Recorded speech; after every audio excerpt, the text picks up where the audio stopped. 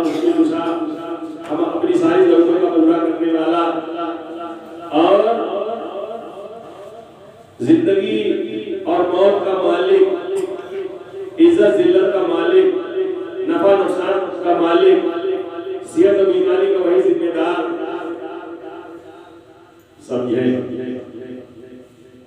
और दुनिया में फैली हुई जितनी चीजें हमको दिखाई दे रही हमारे आंखों से, इसका हम तसव्वुर करें कि इसको अल्लाह तबारक तआला ने पैदा किया है, उसी के हुक्म से बनी है, किसी इंसान के बस का नहीं कोई बना सके। अगर किसी इंसान के बस का होता तो अभी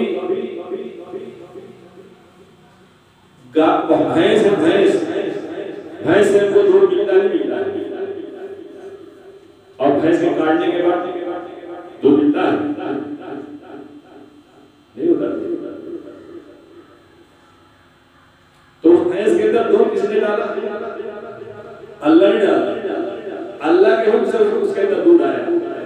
ऐसे जमीन के अंदर है, आप आम के पेड़ को खोदें, एक भी फल नजर नहीं आएगा उसमें, पर अल्लाह तबारक तआला अपने फजल करम से, अपनी कुदरत से उस पेड़ के अंदर बेहतरीन आम, और उस आम के अंदर खटास, और फिर उस आम के अंदर मिठास, ये कौन पैदा करता है?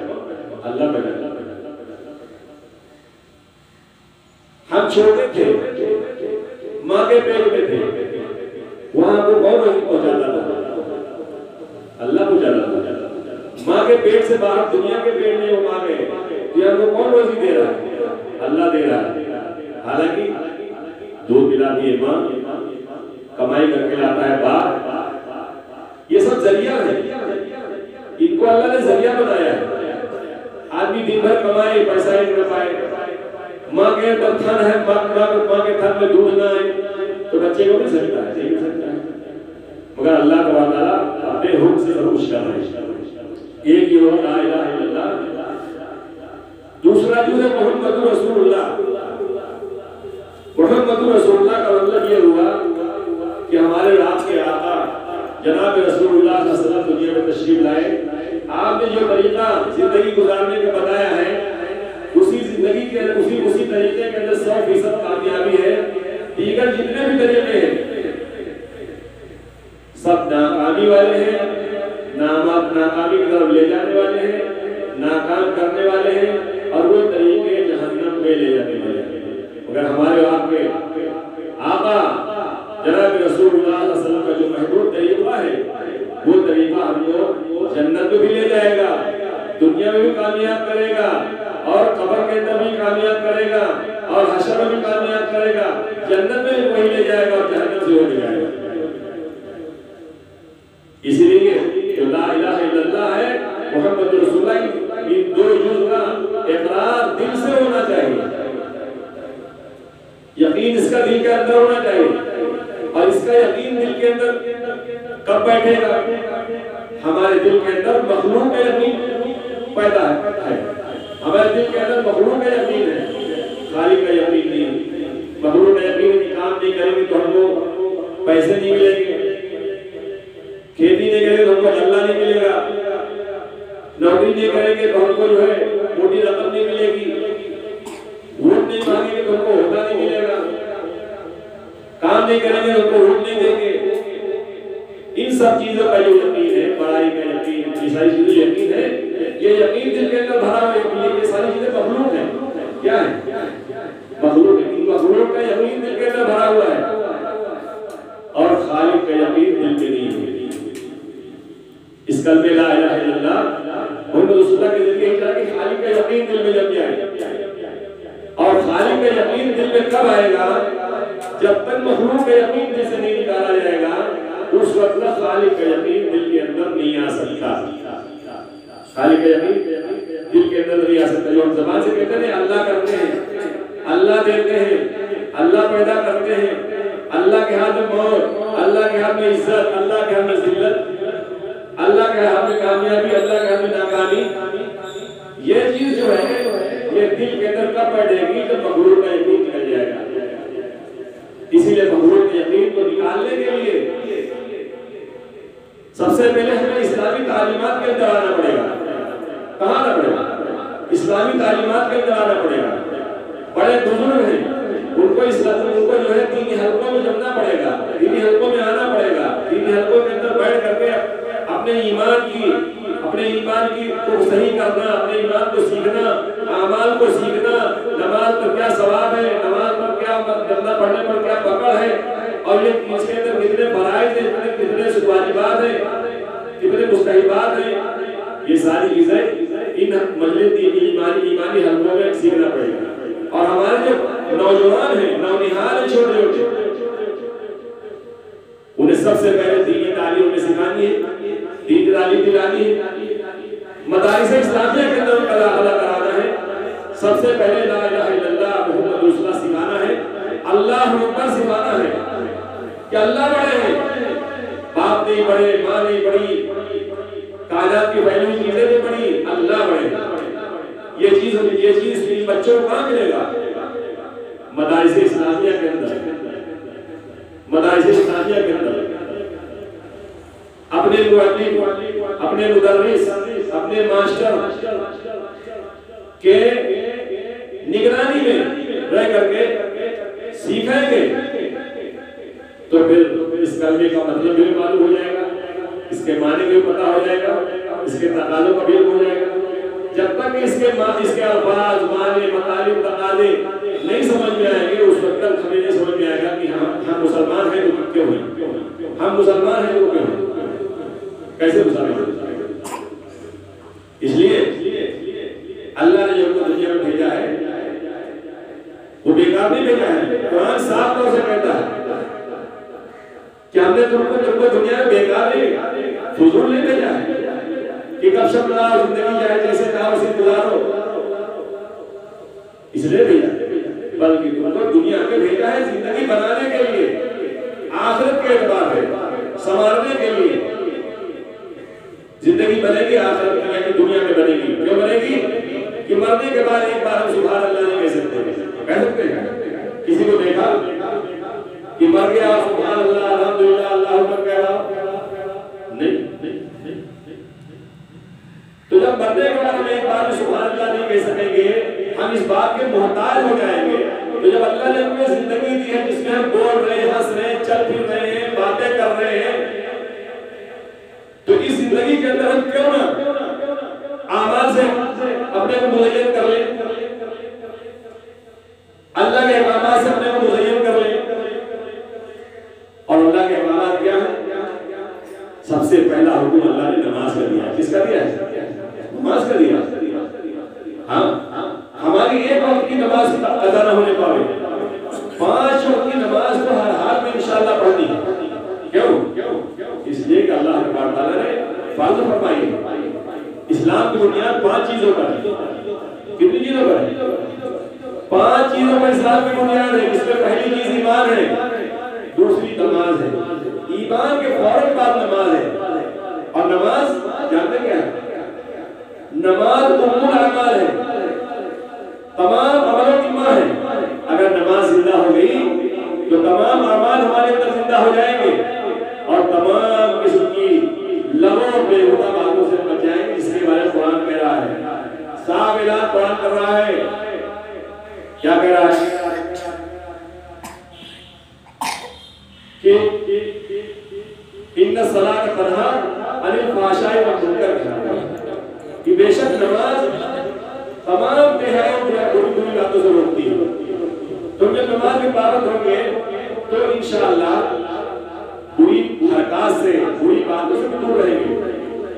कल अभी हमसे एक साथ मुलाकात हुई, बात हुई, वो कुछ गमगीन से महसूस हो रहे थे, मालूम हो रहे थे, चेहरे से लग रहा था कुछ परेशानी है। क्या बात हुई है? बड़ी मुश्किल से बताया कि 2 दिन से हमने खाना नहीं खाया है। क्यों नहीं खाया? क्यों नहीं खाया? खाना खाने गए तो कहा घर में कि खाना इसलिए नहीं बनाया कि बिजली नहीं आएगी, बिजली आएगी तो खाना बनाएंगे, बिजली आएगी तो खाना बनाएंगे। चोरी से बिजली जला रही। मैंने इसलिए खाना नहीं खाया, मैंने भाई बहुत बार कहा है कि चोरी से बिजली जला करके उससे खाना बनाओ, मैं नहीं खाऊंगा, इसलिए कि मैं नमाज पढ़ता हूँ। मैं अजान कहता हूँ, इमाम नहीं हो तो मैं नमाज पढ़ा देता हूँ, तो मैं चोरी का खा लूँ, गलत चीजों की तरफ मैं जाऊँ, तो कौन किस चीज ने ये बात पैदा की? कहां से बात उभर करके आई? ये नमाज है। नमाज जब जिंदगी में आई तो उससे बुरी चीज बुरी नजर आने लगी, गलत चीज गलत नजर आने लगी, खराब चीज खराब नजर आने लगी। इसलिए हमें नमाज की पाबंदी हर हाल में करनी है। और 5 वक्त जो फर्ज है इनमें से किसी ने छोड़ना नहीं। 5 वक्त की नमाज में फजर सो जाते हैं, नहीं सो नहीं। एक जमाना था कि सो जाते थे लोग, एक जमाना था कि लोग सो जाते थे। क्यों सो जाते थे? नींद आग लग गई, अजान नहीं सुनाई थी, सो गए, नमाज कज़ा हो गई फजर की। ईशा की नमाज इसलिए नहीं पढ़ी कि अजान सुनी, सो गए, पहले वक्त से पहले कज़ा हो गई। ज़ोहर इसलिए सो गई कि सुनाई नहीं दी अजान। असर इसलिए चली गई, काम की फुर्सत नहीं मिली। नहीं,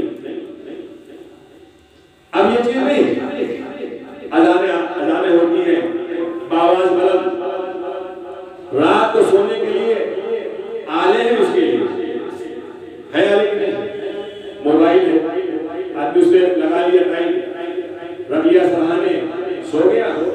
सुबह में जितने बजे का आपने अलार्म लगा बज गई, उसे जगा दिया। कितनी आसानी है आसानी नहीं?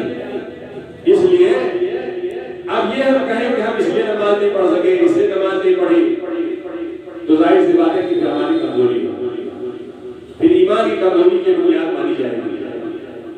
इसलिए 5 वक्त की नमाज का एहतमाम जरूरी है।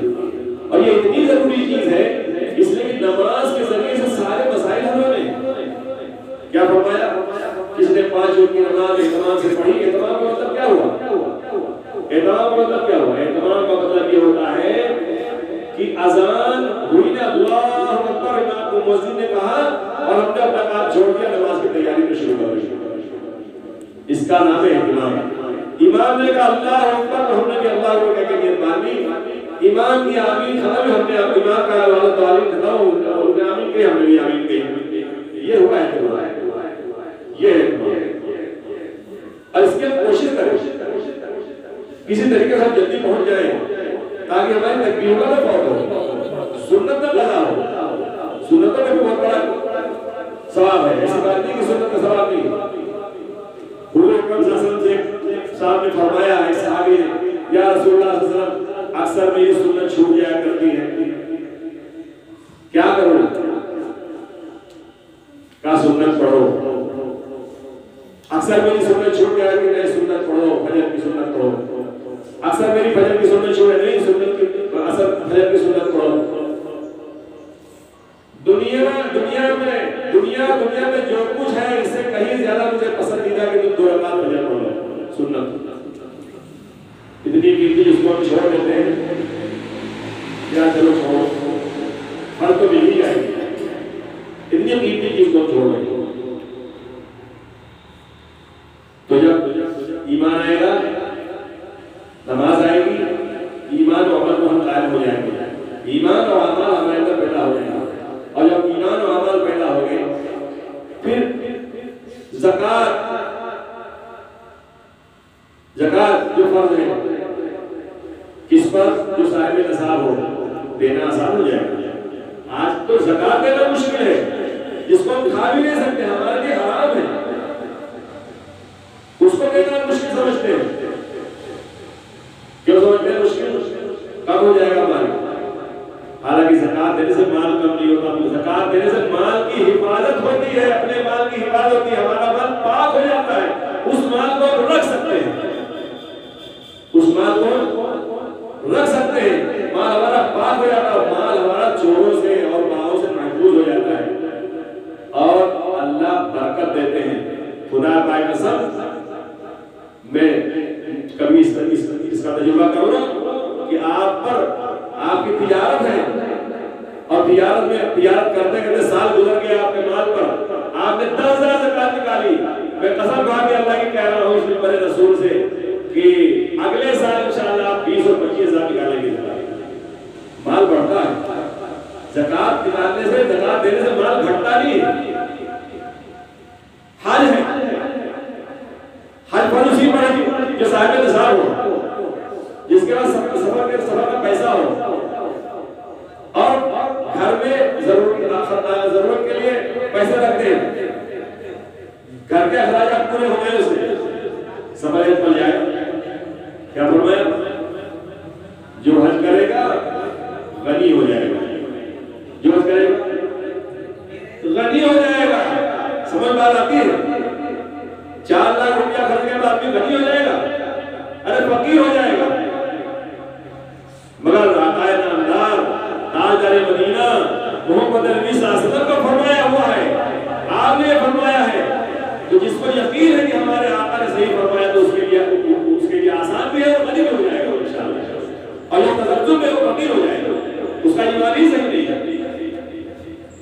ऐसे और तमाम सारी चीजें, रोजा है फ्री का है, ये नया पैसे खर्च नहीं है। रोजा रखो, हो गई 5 चीजें होंगी,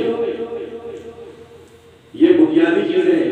अगर ये 5 चीज हमारे अंदर नहीं है तो है कि हमारे ईमान का जो है, हमारा ईमान डावाडोल है। अगर इस्लाम की बुनियाद वो पक्की नहीं है, कमजोर है,